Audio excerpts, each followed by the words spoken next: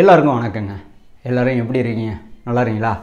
So வேலையெல்லாம் முடிச்சுட்டு மதியானம் லஞ்செல்லாம் முடிச்சுட்டு STR 48 பற்றி பேச போகிறோம். ஸோ இது சம்மந்தமான இன்ஃபர்மேஷன் எதுவும் வந்திருக்கா இல்லையான்னு தேடிக்கிட்டு இருந்தப்போ தான் நமக்கு ஒரு இன்ஃபர்மேஷன் வந்து கிடச்சிச்சு. ஸோ இந்த இன்ஃபர்மேஷனை தான் உங்ககிட்ட வந்து ஷேர் பண்ண போகிறேன். கண்டிப்பாக வந்து இந்த இன்ஃபர்மேஷன் படி படத்தோட ஷூட்டிங் இந்த மாதம் கண்டிப்பாக ஆரம்பிக்க தான் போகிறாங்க. ஏன்னா ரொம்ப மாதமாக இந்த படத்தோட ஒர்க்கு போயிட்டுருக்கு.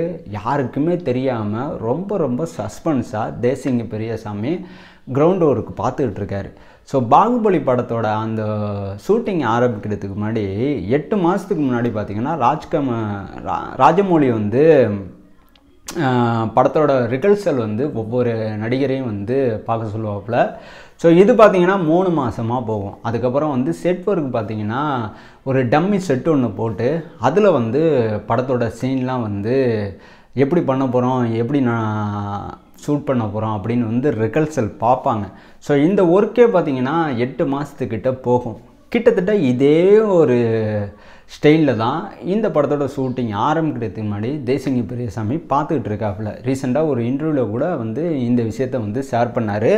ஆனால் நமக்கு வந்து அப்போ வந்து ஒன்றும் புரியாமல் இருந்துச்சு. இது சம்மந்தமான ஆர்டிக்கல் படிக்கிறப்ப நமக்கு ஓரளவுக்கு வந்து புரிஞ்சிருச்சு. இப்படி தான் வந்து தேசிங்க பெரியசாமி இந்த ஒர்க்கை வந்து பார்த்துட்ருக்காரு. அப்பப்போ வந்து கமல் சார் வந்து தேசிங்க பெரியசாமிக்கு ஃபோன் பண்ணி இந்த படத்தோட ஷூட்டிங் வந்து எப்போ ஆரம்பிக்க போகிறீங்க, எந்த மாதிரி ஒர்க்கெல்லாம் போயிட்டுருக்கு அப்படிங்கிற விஷயத்த A to Z எல்லா விஷயத்தையும் கமல் சார் வந்து அப்பப்போ வந்து தேசிங்க பெரியசாமிகிட்ட கேட்டுட்ருக்காரு. ஸோ இப்போ வந்து சிம்பு அவர்கள் வந்து லண்டனில் இருக்கார். இந்த படம் சம்மந்தமான ஷூட்டிங் எப்போ ஆரம்பிக்குதோ அப்போ உடனே வந்து சென்னைக்கு வருவேன் அப்படிங்கிறதுல உறுதியாக இருக்கார்.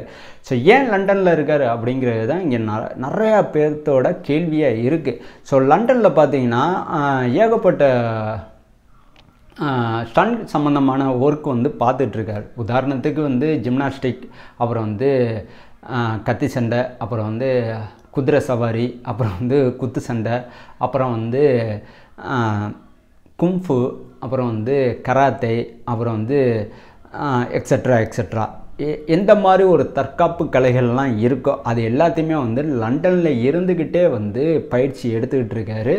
சாலிடாக வந்து இந்த படத்துக்கு தகுந்த மாதிரி ஒரு லுக்கில் நான் வரணும் அப்படிங்கிற பிடிவாதத்தில் தான் இந்த மாதிரி ஒரு வேலையெல்லாம் அவர் வந்து பார்த்துட்ருக்காப்புல. ஸோ இப்போவும் வந்து மனுஷன் வந்து உடற்பயிற்சியில் டே நைட்டு ஒர்க் பண்ணிட்டு தான் இருக்கார். ஏன்னா இந்த படத்தோட அந்த லுக்கு பார்த்திங்கன்னா இது வரைக்கும் இவரோட கெரியரில் இப்படி ஒரு லுக்கில் வந்து இவர் வந்ததே கிடையாது. ரொம்ப டிஃப்ரெண்ட்டான ஒரு லுக்கில் தான் இவர் வந்து வரப்போகிறாரு. ஸோ இது மட்டும் இல்லைங்க, இந்த படத்தில் வந்து டியூயல் ரோலில் கூட வராப்புல. ஸோ வில்லனாகவும் இவர் இருக்கார், ஹீரோவாகவும் இந்த படத்தில் இவர் தான் இருக்கார். ஸோ புதிய ஒரு பரிமாணத்தில் சிம்பு அவர்கள் இந்த படத்தில் வந்து வரப்போகிறாரு. இவரை நாம் வந்து அப்படி தான் பார்க்க போகிறோம்.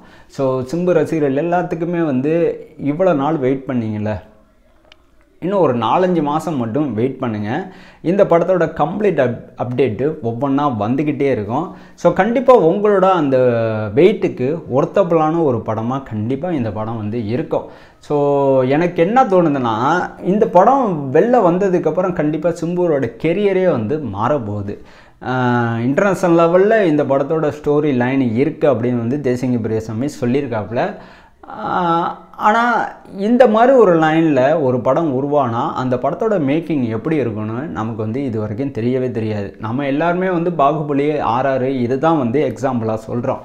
தமிழ் சினிமாவில் அப்படி ஒரு படம் இல்லவே இல்லை. ஓகேங்களா? இந்த குறையை தீர்க்கிற மாதிரி தான் இந்த படம் இருக்கும் அப்படிங்கிறது தான் அந்த ஆர்டிக்கலில் மென்ஷன் பண்ணியிருக்காங்க. ஸோ இதனால தாங்க இந்த படம் சம்மந்தமான எந்த ஒரு விஷயமும் வந்து வெளில வராமல் ரொம்ப சீக்ரெட்டாக இருக்கிறது முக்கிய காரணம் இதுதான். ஸோ இந்த படத்தோட ஷூட்டிங் பார்த்தீங்கன்னா கூடிய சீக்கிரமே ஆரம்பிக்க போகிறாங்க அப்படிங்கிற விஷயத்த நான் 2-3 மாதத்துக்கு முன்னாடியே ஒரு வீடியோவில் வந்து ஷேர் பண்ணியிருந்தேன். ஸோ அதன்படி பார்க்குறப்ப இந்த படத்தோட ஷூட்டிங் பார்த்தீங்கன்னா 2024 பிப்ரவரி மாதம் கடைசி வீக்கில், மார்ச் மாதம் ஃபஸ்ட்டு வீக்கில் இந்த படத்தோட ஷூட்டிங் ஆரம்பிக்க போகிறாங்க.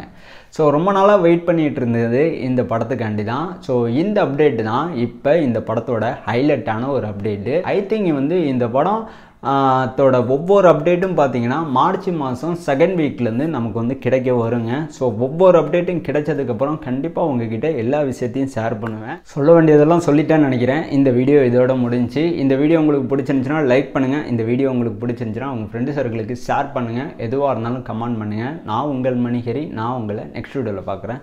தேங்க்யூ.